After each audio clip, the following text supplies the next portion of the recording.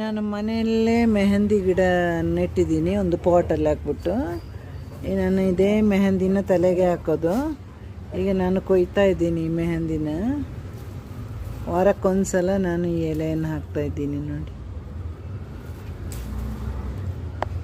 ಇದನ್ನು ಸ್ವಲ್ಪ ನೆರಳಲ್ಲೇ ನೆಟ್ಟು ಬೆಳೆಸಿ ಚೆನ್ನಾಗಿ ಈ ಥರ ಸೊಂಪಾಗಿ ಬೆಳೆದಿರುತ್ತೆ ನೋಡಿ. ಒರಿಜಿನಲ್ ಮೆಹಂದಿ ಇದು.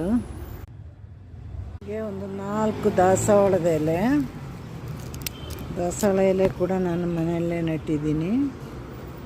ದಾಸವಾಳ ಗಿಡ, ಎಲೆ ಅಲ್ಲ. ಹಾಗೆ ಆಲೋವೆರಾ ಗಿಡ ನೋಡಿ, ಒಂದು ತುಂಡು ತಗೊಳ್ತಾ ಇದ್ದೀನಿ ಈಗ ನೋಡಿ.